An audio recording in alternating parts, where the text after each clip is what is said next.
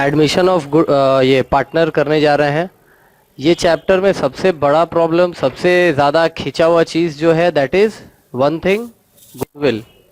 ठीक है, अगर ये गुडविल का कंसेप्ट बंदे को ठीक से समझ में आ जाए, ठीक है, तो ये पूरा चैप्टर जो है एडमिशन, इसमें मतलब फिर और कुछ बचता नहीं है। ठीक है, now see, chapter wise, discussion wise ये पूरा चीज़ जो है ये 3 हिस्सा में डिस्ट्रीब्यूटेड है। First is revaluation, second is sacrificing ratio, ठीक है, एंड थर्ड इज गुडविल। अभी ये गुडविल के अंदर फिर से और 2 चीज आ जाता है। गुडविल के अंदर एक हो गया कैलकुलेशन ऑफ गुडविल, और दूसरा हो गया वैल्यूएशन, नहीं, treatment of goodwill, treatment of goodwill. So देखो, बेसिकली ये जो चैप्टर अपने करने जा रहे हैं एडमिशन वाला, ये इस 3 जगह 3 तरीके से डिवाइडेड है। मैंने 3 चीज हम लोग को इसमें सीखना है, जानना है क्यों होता है, फिर समझ में आएगा कि कैसे होता है, एंड अकॉर्डिंगली फिर हम लोग इसको आगे और प्रोसीड कर सकेंगे। ठीक है, so to begin with revaluation, why is it required, why it is necessary, then only we will be able to understand that how it is to be done. alright, ठीक है। सो रिवैल्यूएशन का concept क्या है, क्यों करना होता है revaluation हम लोगों को?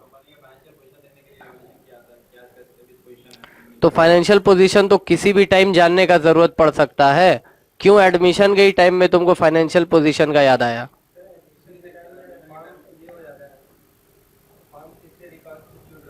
Exactly, good.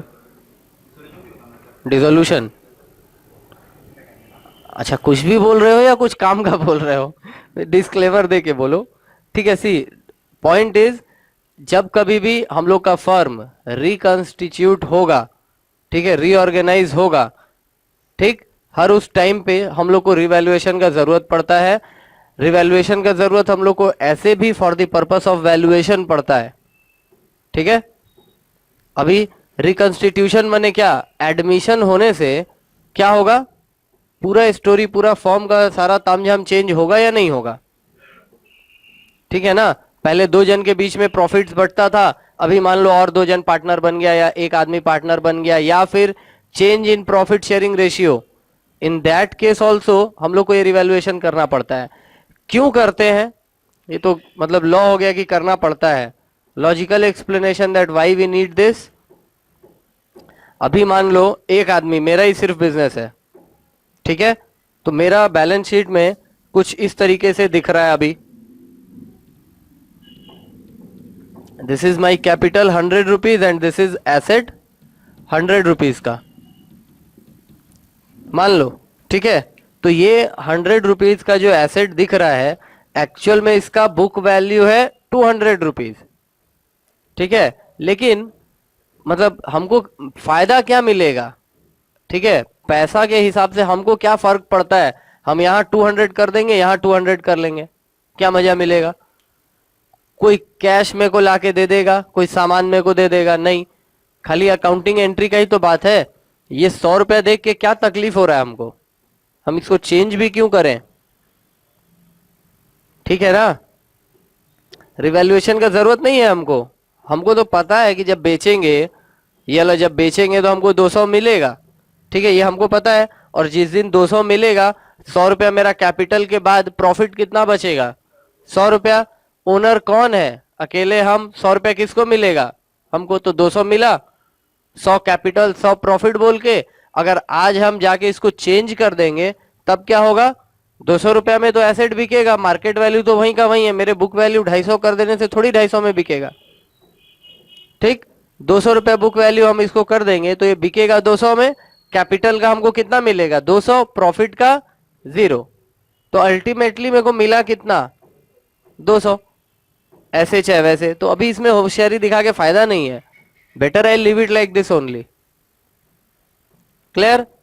लेकिन अगर आज हमको एक और पार्टनर को अपने साथ जोड़ना है इस बिजनेस में, अब सारा फाइट वहां पे चालू। देखो एक चीज याद रखो, पूरा थ्रू आउट पार्टनरशिप हम लोग गुडविल डिस्कस करेंगे या कुछ भी डिस्कस करेंगे, अगर मेरा कमाया हुआ पैसा है, मेरे नाम का प्रॉफिट है, तो वो हमको ही मिलेगा। ठीक है, तुम आ जाओ, पार्टनर बनो, अपना कमाओ और उसमें हिस्सा मांगो।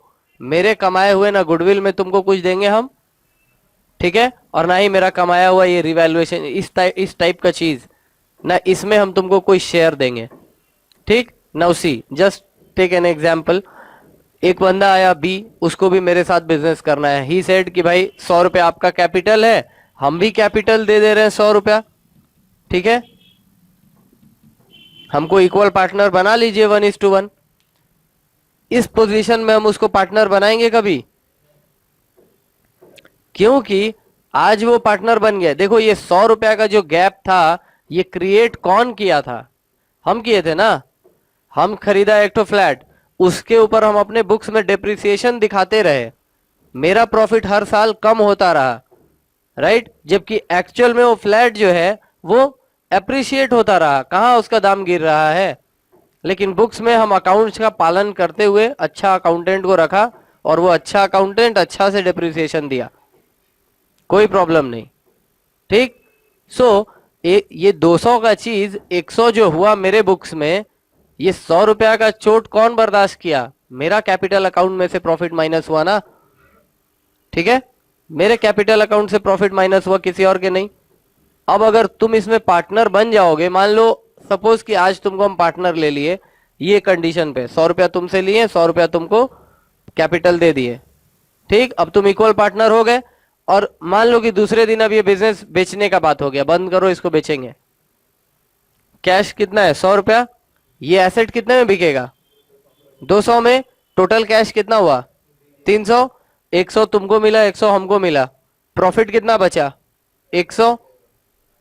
इक्वल पार्टनर है तो कितना कितना मिलेगा? 50-50। तो यानी 150 उसको, 150 हमको। मेरा लॉस हुआ कि नहीं हुआ? इसलिए यहां पे रिवैल्यूएशन जरूरी था। मार झगड़ा हो जाएगा मगर रिवैल्यूएशन होगा, कुछ हो जाए। ठीक है, ये 100 रुपया मेरा क्रिएटेड फंड था, भले तुम 100 रुपया दे के, भले ही तुम 100 रुपया दे के इक्वल पार्टनर बन जाओ, लेकिन ये हम 200 करके अपना ये कर लेंगे। अब तुम पार्टनर बन जाओ। ठीक, अब इसके बाद क्या होगा? अगर बेचने का बात होगा तो हम लोग इसको बेचने जाएंगे, 300 में ही 300 रुपया का ही रियलाइजेशन होगा ना टोटल। 200 इसका, 100 रुपया कैश जो ये लाया था, तो 300 बटने जब जाएगा तो 200 हमको मिलेगा, 100 तुमको, खत्म बात, मैटर ओवर। हम मान लो इसको 200 कर दिया बुक्स में और छोड़ दिया, ना डेप्रिसिएशन ना एप्रिसिएशन। अब तुम मेरे पार्टनर बन गए। अब यहां से 1 साल आगे जा रहे हैं, ठीक है, तुम आज मेरे पार्टनर बन गए। अब 1 साल बाद का जो बैलेंस शीट है, मान लो कुछ हम लोग काम नहीं किए बिजनेस में, एकदम ऐसे ही रह गया, ठीक, और अगेन 1 साल में, ठीक है, ये एसेट का वैल्यू एप्रिशिएट होके 250 रुपया हो गया। ठीक है, ठीक है, तो अब हम लोग मारामारी कर रहे हैं कि नहीं, अब बिजनेस बंद करेंगे। ठीक, अब ये अलग चीज एक तो सोच के देखो बात, ये जो 50 रुपया का एप्रिसिएशन हुआ, ये कौन से पीरियड में हुआ? जब तुम मेरे इक्वल पार्टनर थे। माने 50 रुपया का एप्रिसिएशन में किसका किसका हाथ है? मेरा और तुम्हारा। कितना कितना? 50-50। यानी कानून के हिसाब से 25 रुपया हमको प्रॉफिट, तुमको 25 रुपया प्रॉफिट मिलना चाहिए। ठीक है ना, एक बार पूरा हिसाब करके देखते हैं। तो बेच दिया फॉर्म हम लोग, ठीक, 100 रुपया कैश में है, 250 यहां से मिला, 350 मिलेगा। और ये 350 मिलने के बाद 200 हमको कैपिटल, 100 तुमको, ठीक, बचा कितना प्रॉफिट? 50, उसका हाफ यानी 25 तुमको, 25 हमको। हमको टोटल कितना मिला? 225। तुमको कितना मिला? 125। इतना ही मिलना चाहिए था ना, हक का पैसा तो इतना ही था, तुम्हारा भी मेरा भी, राइट। 100 रुपया तुम दिए थे कैपिटल, वो तुम्हारा मिल गया, 25 रुपया का प्रॉफिट हुआ था। ये 25 रुपया का एप्रिसिएशन उस दौर में हुआ जब तुम भी मेरे साथ इक्वल पार्टनर थे, राइट। तो 25 तुमको, 25 हमको मिलेगा उसमें से। This is the concept of revaluation. And revaluation can be of 2 types. See, loss भी तो हो सकता है। यहां पे लिख के रखे हैं 200, एक्चुअल में इसका वैल्यू है 100 रुपया। ठीक है, हम तुमको बोल रहे हैं आ जाओ यार पार्टनर बन जाते हैं, क्या इतना रोने का बात है? क्या रिवैल्यूएशन जैसा छोटा छोटा बात उठाते हो? आओ पार्टनर बनेंगे हम लोग, बन जाओगे? ठीक है, अगर प्रॉफिट में है तो हम रिवैल्यूएशन करेंगे, अगर लॉस में है तो तुम सामने से बोलोगे पहले रिवैल्यू कर लो फिर हम आएंगे, राइट? बिकॉज 100 रुपए का चीज 200 करके रखे हैं, तुमको हम पार्टनर ले लिया, और जब बेचेंगे तो खाली 100 रिसीव होगा, 100 रुपीज का लॉस आएगा, तो वो तुमको 50-50 बांटने के चक्कर में लगे हुए हैं। मेरा कैपिटल तो 200 पहले से बढ़ाया हुआ है, ठीक है? सो ये है रिवैल्यूएशन का कंसेप्ट, ठीक? अकाउंट्स के हिसाब से जर्नल एंट्री मत लिखो, ठीक है? सिर्फ समझने से होगा। एसेट अगर इंक्रीज करना है तो क्या करना होगा मेरे को ये बताओ। डेबिट, ठीक है? तो मशीन का वैल्यू अगर बढ़ रहा है तो मेरा रिवैल्यूएशन अकाउंट का एंट्री क्या होगा? जर्नल एंट्री क्या होगा? Machine account debit to revaluation, हो गया ना? ठीक है, तो machine account debit to revaluation लिखेंगे, मतलब रिवैल्यूएशन अकाउंट में क्या लिखेंगे? बाय मशीन, ठीक है? फिर से बोले, क्लियर है? तो सिंपल सा बात है, इसके लिए अलग अलग से जर्नल एंट्री लिखने का और उतना टाइम पास करने का ना टाइम है ना इरादा, I guess, right? So same applies to credit side वाला सारा आइटम। क्रेडिट का चीज और क्रेडिट करने से, लाइबिलिटी का चीज और क्रेडिट करने से बढ़ता है, डेबिट करने से घटता है, ठीक है? तो अगर मान लो क्रेडिटर है 20,000 का, लेकिन वो लोग 15,000 में मान जाएगा, क्रेडिटर है 20,000 का, वो लोग 15,000 में मान जाएगा, तो ठीक है भाई मना लो, क्यों दुश्मनी करते हो? मनाने के लिए करना क्या होगा? Creditors account debit to revaluation, ठीक है? तो यानी फिर भी वो कहां पे आ गया? क्रेडिटर्स बाई क्रेडिटर यहां आ गया, ठीक है? रिवैल्यूएशन में बाई क्रेडिटर इधर आ जाएगा, ठीक?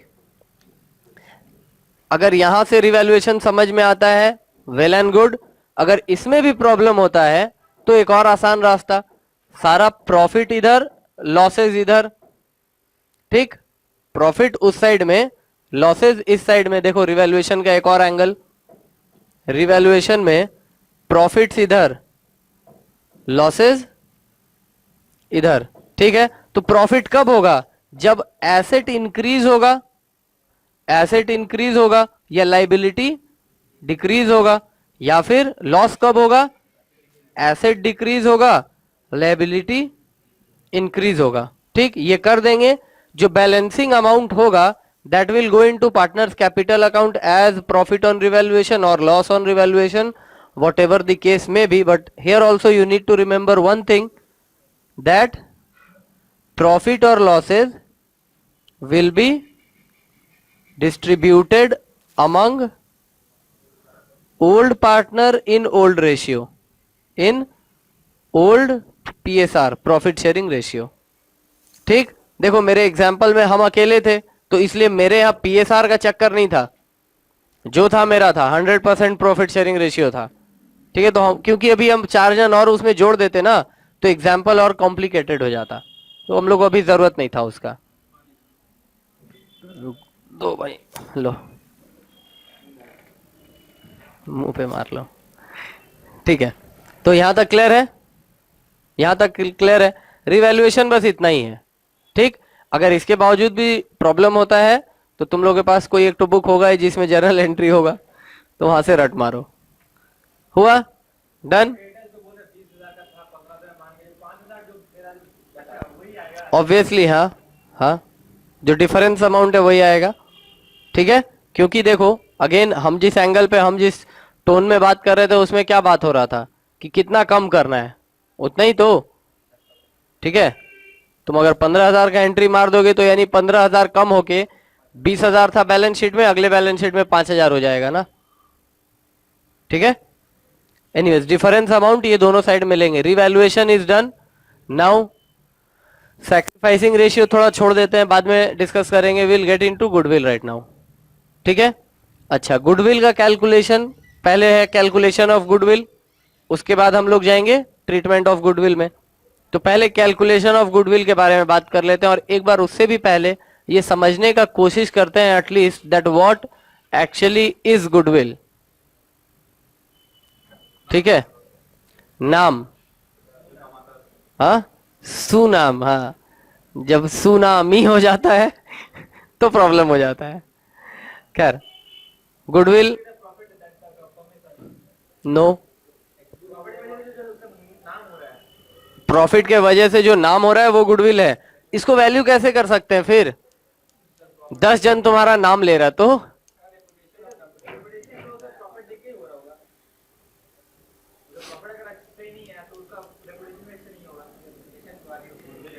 खैर ठीक है। देखो देखो देखो, ये सारा थ्योरी के लिए सही है, सब जो बोले तुम लोग लाइन सब सही है, कोई गलती नहीं। लेकिन यहाँ पे एक बार गुडविल समझने के लिए अकाउंटिंग अकाउंटिंग पर्पस से, रुपया पैसा के टर्म्स में, क्योंकि हम लोग को कैलकुलेशन करना है कौन कितना दिल से तुम्हारा कंपनी को प्यार करता है, भी तुम कैसे तुम उसका एंट्री करके उसको क्यों बेइज्जत कर रहे हो। Getting it? तुम उस चीज का भी जर्नल एंट्री लिख रहे हो, ज्यादा हो जाएगा ना। So point is, accounting purpose से रुपया पैसा के हिसाब से अगर हम ये कहें ठीक कि कितना एक्स्ट्रा प्रॉफिट हम कमा सकते हैं, ठीक है, by using the same resources what you are using, वो गुडविल हुआ। ठीक है ना? क्योंकि जितना प्रॉफिट कमाते हैं उसको गुडविल बोलेंगे, तो प्रॉफिट किसको बोलेंगे फिर? ठीक। तो एक्स्ट्रा वाला एक तो चीज है यहां पे। देखो एक तो एग्जाम्पल सुनो, एक तो एग्जाम्पल, नीचे एक चाय का दुकान है, नहीं सॉरी मेडिकल स्टोर, ठीक, ऑलरेडी चलता हुआ मेडिकल स्टोर, लेट से वो 100 स्क्वायर मीटर का है, ठीक है। एक स्क्वायर मीटर मान लेते हैं हम लोग के यहाँ पे कितना, 1 लाख रुपया करके बिकता है, तो 100 स्क्वायर मीटर का कितना हो गया? नहीं 1 लाख बहुत ज्यादा हो गया, नहीं 1000 तो 1 लाख रुपया होगा पूरे दुकान का, ठीक है। पता चला जीरो में उलझ गए, ठीक है। सो 1 लाख रुपया होता है पूरे दुकान का, ठीक। अगर कोई चाय वाला आएगा वो दुकान खरीदने, कोई मोदी आएगा वो दुकान खरीदने, मेडिकल स्टोर है, ठीक है, तो वो लोग वो दुकान को कितना रुपया में खरीदेगा? 1 लाख में ही खरीदेगा, ठीक है। क्यों? क्योंकि उनके लिए ये दुकान खरीदना इज इक्विवेलेंट टू कोई भी एक तो नया 1000 मतलब 100 स्क्वायर फीट का जमीन खरीदना, ठीक है।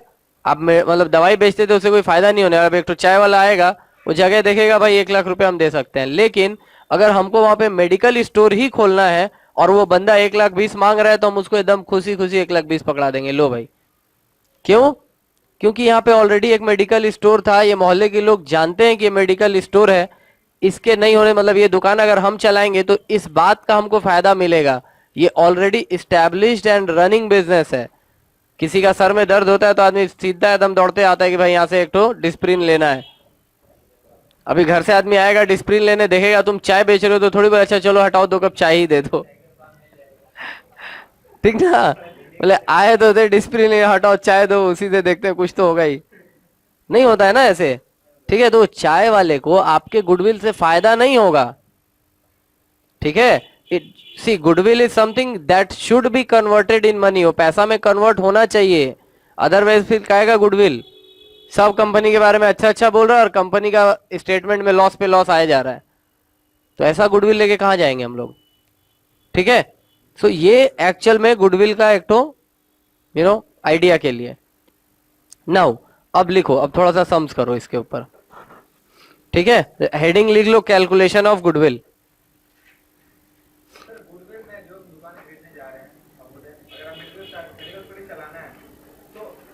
वैल्यू दुकान का, वैल्यू दुकान का नाम का है, वैल्यू दुकान का है या दुकान का नाम का जा रहा है?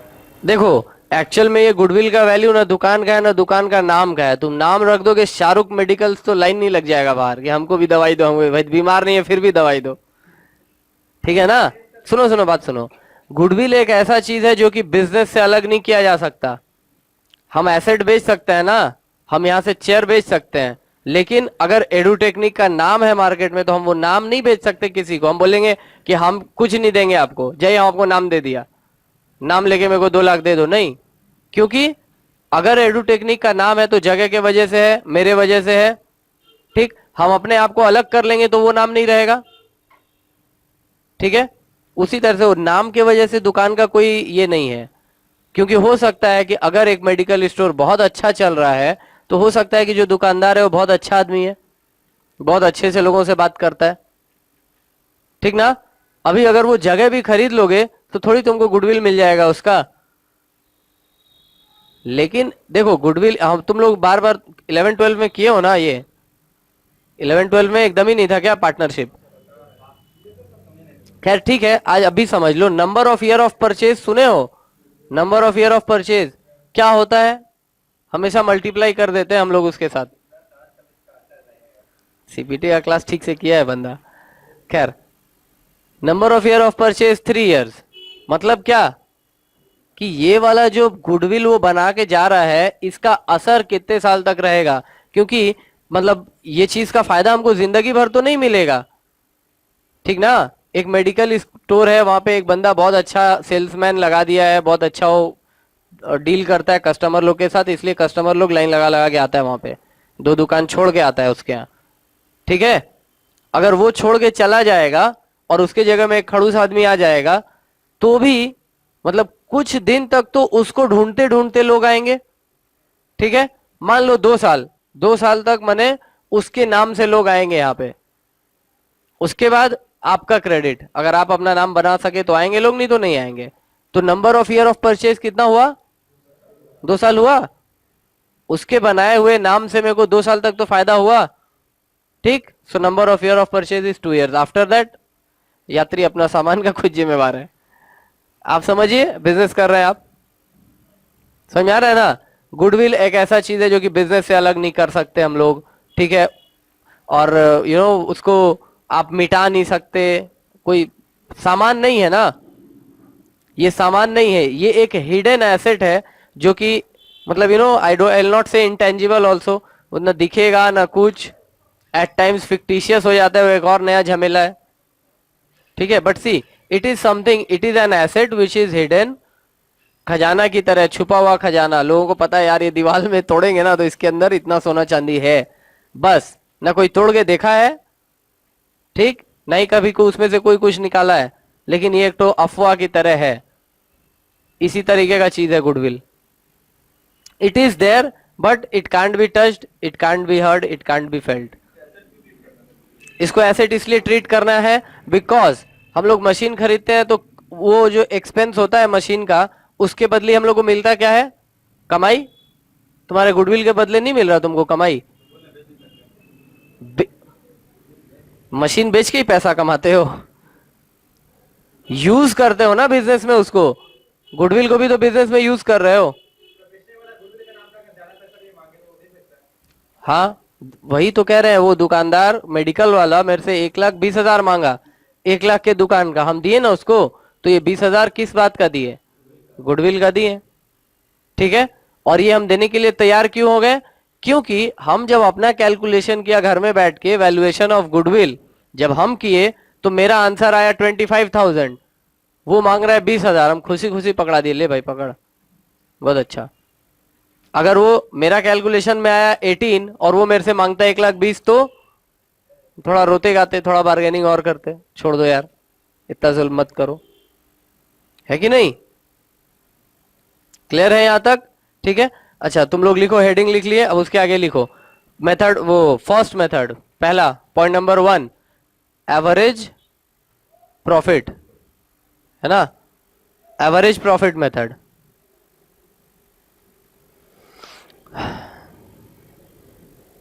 Profit of a company is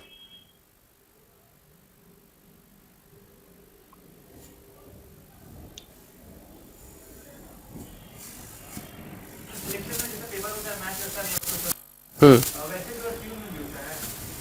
हाँ हाँ हाँ हाँ, अच्छा है, गुड, इजी था तो। ठीक है, यहाँ पे लिखो ईयर और यहाँ पे लिखो profit, 2000, 2001, profit of company is हाँ तो यही तो 2003,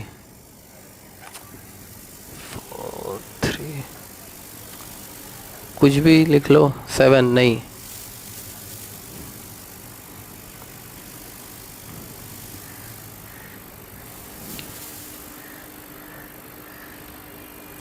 ये हो गया profit.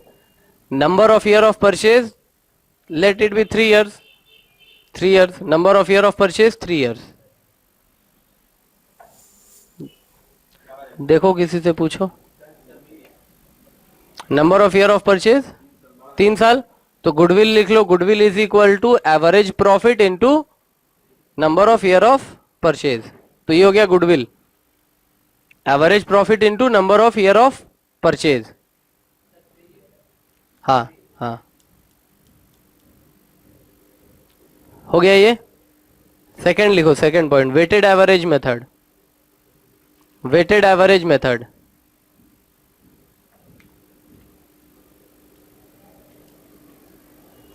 Point number 2 will B,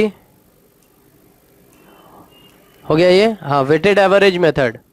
ठीक, so profit of a company is, या profits of a company for the past years are, ये सारा हम लोग ग्रामर में नहीं जा रहे हैं, सिंपल बात ये है कि पिछला 4 साल में इतना प्रॉफिट कमाया, ठीक है ना। उसके बाद बगल में वेट्स दिया हुआ है, वेट्स। अब एक बार ये भी देख लेते हैं क्या होता है वेट्स। ठीक है, वेट्स का मतलब क्या होता है, ये क्या तरीका निकाला है ये लोग नया। अच्छा, हम लोग तो किए हैं ना वो वाला, लास्ट ईयर्स वाला क्या था, इंडेक्स नंबर, तो वहां पे तो बात किए ये वेट्स क्या होता है। खैर ठीक है, तो फिर फोल्डर हटाओ, काम हो गया इसका। ये है वेट्स। अब इसका वेटेड एवरेज निकालो, number of year of purchase is 3 year. अब यहां से बताओ कि तुम्हारा प्रॉफिट गुडविल कितना होगा।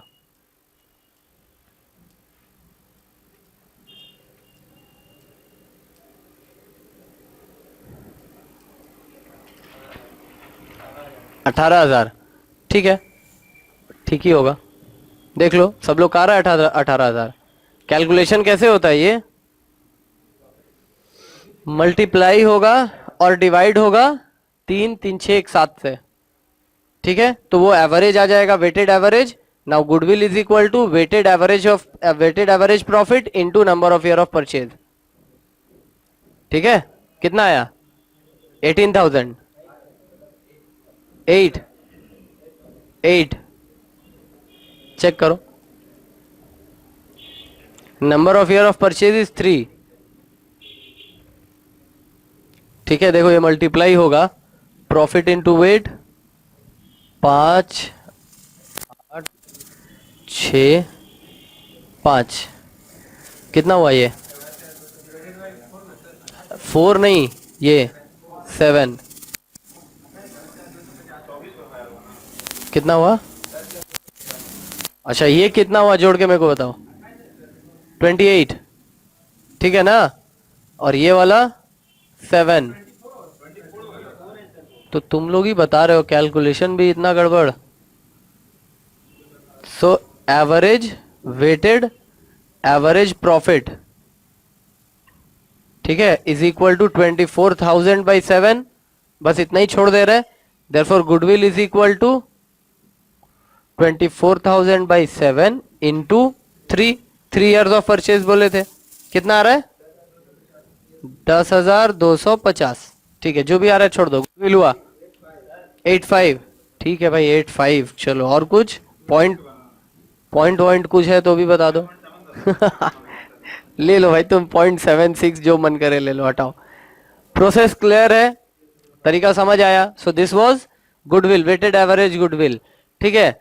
देखो डिपेंड करता है जगह जगह पे किस तरीके का कंपनी है। एक्चुअली हम लोग को इतना ज्ञानबाजी में जाना नहीं चाहिए, बट स्टिल एक टू जस्ट आइडिया के लिए, क्योंकि दिमाग में एक सवाल उठता है कि ये 10 किस्म का मतलब मेथड है, तो कौन सा मेथड बेटर है, कौन सा यूज करें, ठीक है। ये डिपेंड करता है कि किस तरीके का आप बिजनेस कर रहे हो।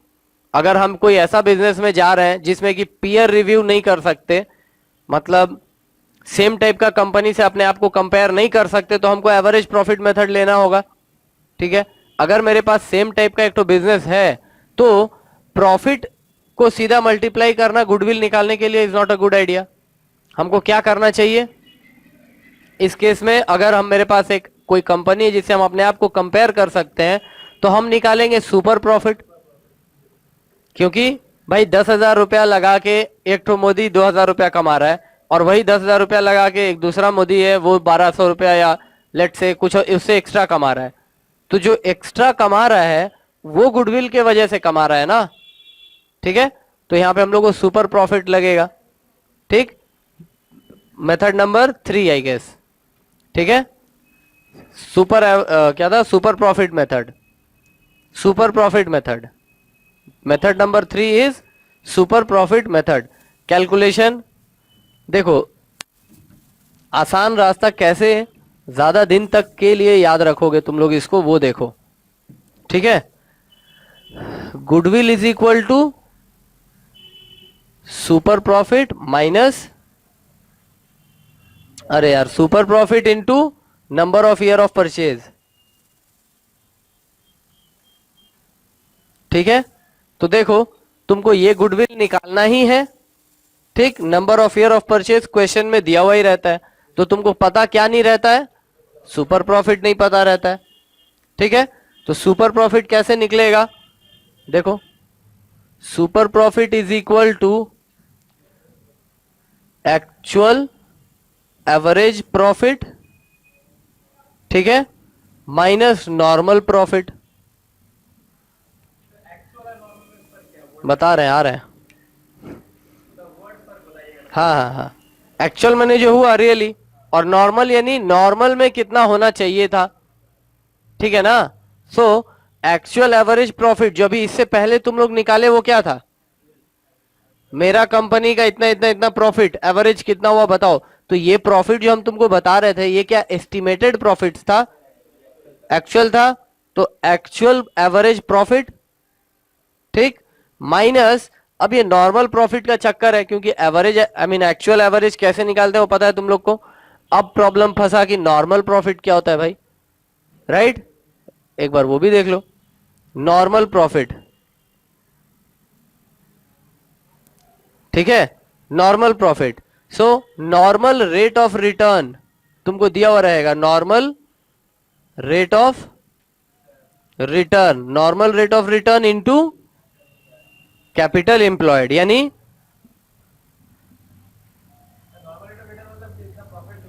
नहीं नहीं नहीं, बाप रे बाप, तुम इतना आगे आगे मत जाओ भाई। नहीं नहीं, वो जो तुम पूछ रहे हो एक्चुअली वही हम बताएंगे, ठीक ना, हम इसलिए बोल रहे हैं, हाँ, हम इसीलिए बोल रहे हैं कि अभी देखो नॉर्मल प्रॉफिट कैसे निकलेगा, normal rate of return into capital employed. अब यहां पे लॉजिक ये है कि मार्केट में जो भी इस तरीके का बिजनेस करता है, कोई भी एक मेडिकल ले लो, तो कोई भी नॉर्मल बंदा अगर मेडिकल का बिजनेस करता है तो उसको साल का 10,000 रुपया का कमाई होता है, ठीक है, ये नॉर्मल है, ठीक है। तो अब उसका कैपिटल के ऊपर एक परसेंटेज निकालेंगे, बिकॉज देखो, अगर कोई 1 लाख रुपया लगा के 10,000 कमा रहा है, तो कोई 10 लाख लगा के तो 10,000 नहीं कमाएगा, ठीक है ना। सो आई कांट से कि नॉर्मल प्रॉफिट रुपी टर्म में होगा, नॉर्मल प्रॉफिट यानी परसेंटेज टर्म में लेना होगा ना हम लोगों को, ठीक है।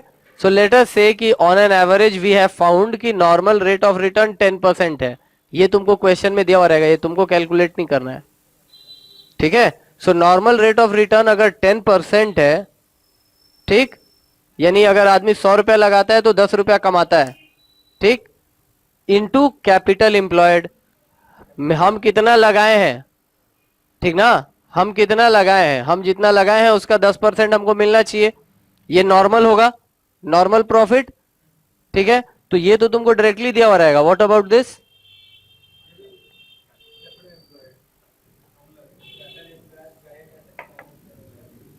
कैपिटल एम्प्लॉयड, हाँ ठीक है, बोलो तो क्या, करेंट एसेट माइनस करेंट, हाँ, कैपिटल एम्प्लॉयड, राइट, और वर्किंग कैपिटल बताएगा, वही बताएगा, अच्छा अच्छा। तो कैपिटल एम्प्लॉयड माने भाई हिंदी समझे, कैपिटल एम्प्लॉयड का मतलब तुम टोटल कितना पैसा लगाए हो बिजनेस में, बिजनेस में एम्प्लॉय कितना किए, बिजनेस में कितना रुपया लगाए, तो तुम अपना पैसा लगा सकते हो, तुम उधारी मांग के लगा सकते हो, ठीक है ना। तुम जहां से जैसे लाके पैसा लगा सकते हो, तुम ये देख लो और बताओ कि टोटल कितना पैसा तुम अपने बिजनेस में लगाए हो, ठीक है ना। देखो, बोलने का मतलब ये है कि हम लोग यहाँ पे ऑपरेशनल प्रॉफिट का बात कर रहे हैं, बोलो, हाँ बोलो,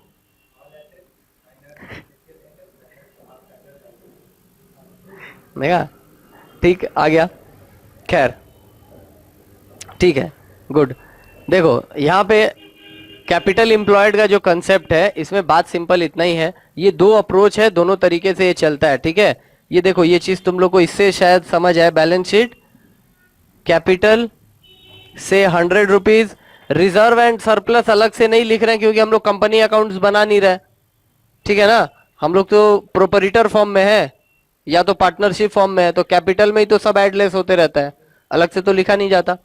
सो लेट्स से यहाँ पे लोन लिया हुआ है 200 का एंड क्रेडिटर्स है 30 रुपीज। फिर इधर में assets, fixed assets we have 200, current asset 80 and fictitious asset. Fictitious asset माने कुछ कुछ भी खर्चा हो सकता है ना, प्रीलिम एक्सपेंसेस लिख लेते हैं, कोई डेफर्ड रेवेन्यू एक्सपेंडिचर है, ठीक है। एक्चुअली यहाँ पे इसका भी होने का चांसेस कम है, मगर फिर भी जान लो, सारा हेडिंग्स रहे तो अच्छा है। बैलेंस करने के लिए कितना चाहिए? 50, ठीक है। अगर इसमें तुमसे पूछा जाए कैपिटल एम्प्लॉयड कितना है, आंसर क्या होगा? 330, 280, अच्छा हाँ,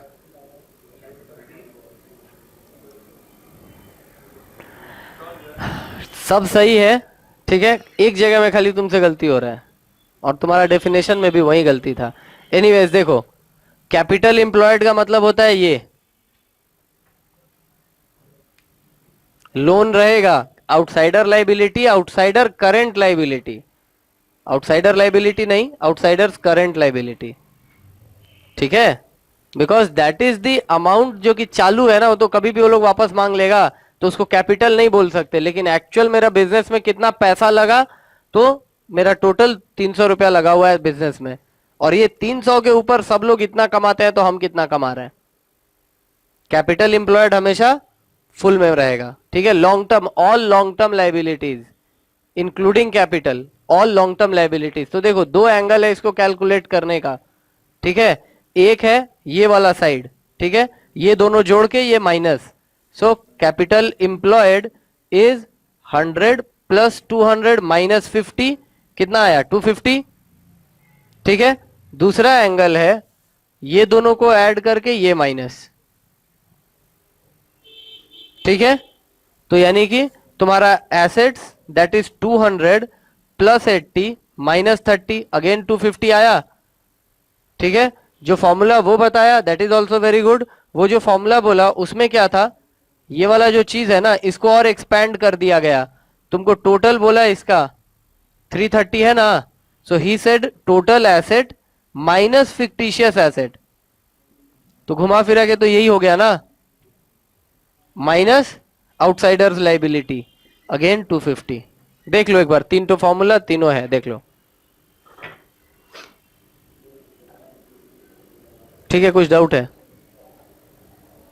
ठीक। सो ये हुआ कैपिटल एम्प्लॉयड का 3 फॉर्मूला। अब कैपिटल एम्प्लॉयड, तो अब क्वेश्चन में अगर डायरेक्टली कैपिटल एम्प्लॉयड दिया हुआ है तो बहुत अच्छा बात है, अदरवाइज कैपिटल एम्प्लॉयड निकालेंगे, उसके बाद नॉर्मल रेट ऑफ रिटर्न से मल्टीप्लाई करेंगे तो नॉर्मल प्रॉफिट आ जाएगा, एक्चुअल प्रॉफिट का एवरेज करेंगे तो ये हो जाएगा, दोनों को माइनस करेंगे तो सुपर प्रॉफिट, अब गुडविल करेंगे तो ये आएगा आंसर, ठीक है। एक्चुअली बात समझ नहीं आता ना, हम ये समझाने जाते और हम शुरू करते कैपिटल एम्प्लॉयड से, तो लगता है यार इसका जरूरत क्या था, कैपिटल एम्प्लॉयड क्यों बताने लग गए, गुडविल गुडविल हो रहा था अभी तो, ठीक है।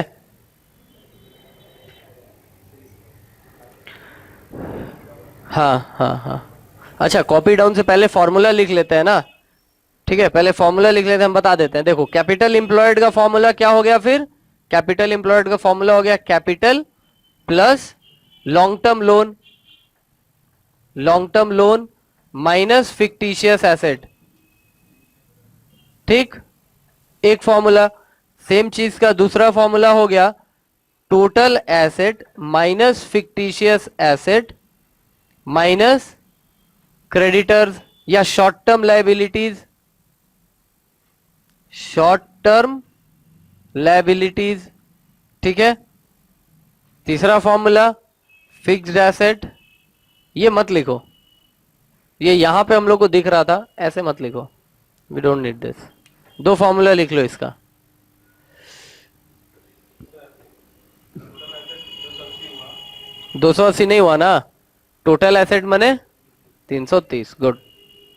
फिर इसको माइनस ही करना, तो फिर जोड़ का रहे हैं, क्यों ना है यहाँ पे? क्योंकि हर टाइम तुमको इंफॉर्मेशन इतना क्लियरली नहीं दिया हुआ रहेगा ना, तुमको बैलेंस शीट नहीं देगा, बोलेगा total liability, I mean total asset इतना था, तब नहीं नहीं, सी पॉइंट इज कि तुमको ये दोनों पता था ना। अगर हम तुमको ये सब नहीं बता के खाली इतना बताएं कि टोटल एसेट है 330 और फिक्टिशियस एसेट है 50, तब माइनस नहीं करोगे?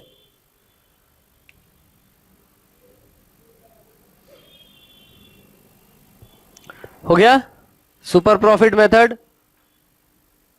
अच्छा लगा, मजा आया? आसान सा चीज है यार, खाली बात बात समझने का है। हाँ, बड़ा फॉर्मूला इसी का है, देखो फॉर्मूला। कंसेप्ट का बात है। अभी चलो, अभी कैपिटलाइजेशन में चलते हैं, फिर देखते हैं और मजा आएगा। ठीक है, लिखो थर्ड वाला, लिखो कैपिटलाइजेशन मेथड।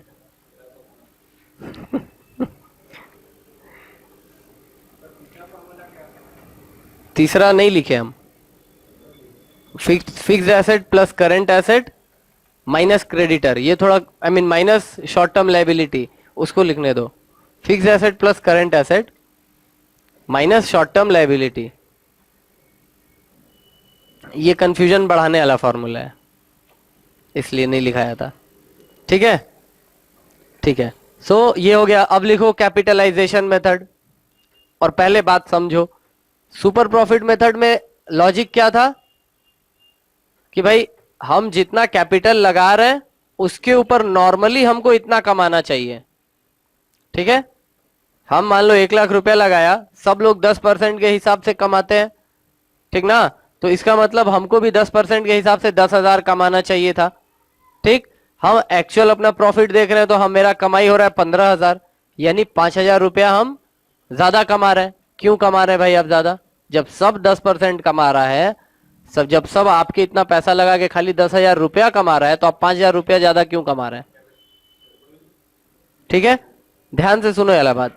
ठीक है, क्योंकि इसका मतलब यह है कि एसेट आप ले रहे हैं, एसेट की तरीके से आप सोच रहे हैं कि goodwill is the asset, hidden asset, जो दिख नहीं रहा है, उसके बदले में हम मेरा कमाई हो रहा है। ठीक, तो यानी मेरा जो कैपिटल इंप्लॉयड है वो एक्चुअल में जो यहां नंबर आ रहा है 250, वो 250 नहीं है, 250 से ज्यादा है, राइट? और वो 250 से जो एक ज्यादा वाला पार्ट है, वो कौन सा पार्ट है? गुडविल वाला पार्ट है। इस वजह से मेरा आप लोग से ज्यादा कमाई हो जा रहा है। ठीक, यानी आप जो सोच रहे हो कि हम खाली 250 लगाए हैं, हम एक्चुअल में 250 नहीं लगाए हैं। गुडविल के नाम पे मेरा और भी हिडन एसेट है जो मेरे लिए काम कर रहा है, जिसकी वजह से हम पैसा कमा रहे हैं। ठीक, तो उसके हिसाब से हम सुपर प्रॉफिट अपना निकाला, माइनस मत करके, actual minus normal, super profit. अब ये प्रॉफिट मेरे को 10 साल तक होगा या 5 साल तक होगा, ठीक ना? ये गुडविल का फायदा, तो इसको हम मल्टीप्लाई किया, उतना साल से गुडविल निकाला। ठीक, उतना मल्टीप्लाई करके गुडविल आ गया। कैपिटलाइजेशन मेथड में क्या होता है कि हम लोग directly normal rate of return के मदद से सीधा गुडविल पे जंप कर जाते हैं, हम लोग सुपर प्रॉफिट में नहीं जाते फिर।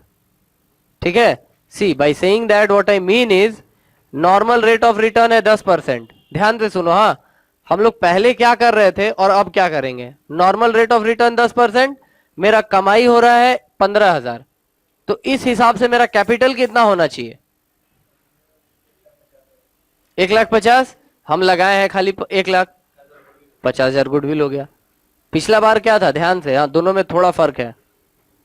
पिछला बार क्या था? हम 1,00,000 लगा के कितना कमा रहे हैं, कितना कमाना चाहिए, माइनस करो, सुपर प्रॉफिट आ गया, उसको मल्टीप्लाई करो नंबर ऑफ ईयर से, तो गुडविल आया। अब क्या कर रहे हैं? डायरेक्टली जो हिडन गुडविल था, सीधा उसका वैल्यूएशन, यानी 10% सब कमाता है। ठीक, 10% के हिसाब से अगर मेरा कमाई 15,000 रुपया है, तो इसका मतलब 1.5 लाख मेरा कैपिटल इंप्लॉयड है, जबकि एक्चुअल हम देख रहे हैं बैलेंस शीट में खाली 1 लाख है, तो 50,000 क्या है? ठीक, तो again will start in the same way. Goodwill is equal to, ठीक है, कैपिटल एम्प्लॉयड माइनस, हाँ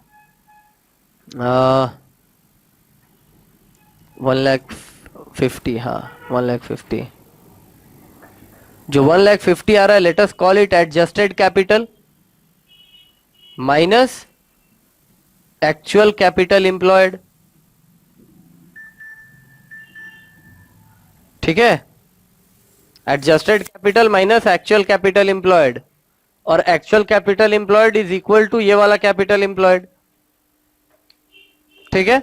और एडजस्टेड कैपिटल कितना, जितना, अब ये एडजस्टेड कैपिटल कैसे निकलेगा देखो,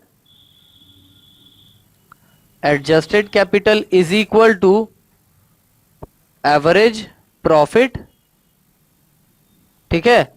अच्छा यहां पे लिख देना एक्चुअल एवरेज प्रॉफिट, नहीं तो फिर सोचोगे कहां कहां से आ रहा है। Actual average profit divided by normal rate of, एक ही चीज है मगर फिर भी हम यहां पे वर्ड यूज किए ना एक्चुअल एवरेज प्रॉफिट, तो इसलिए हम वही वर्ड यूज कर दे रहे हैं, नहीं तो फिर तुम लोगों को कंफ्यूजन हो जाएगा बाद में, ठीक है। बस तो ये दो स्टेप में गुडविल का वैल्यू आ जाएगा।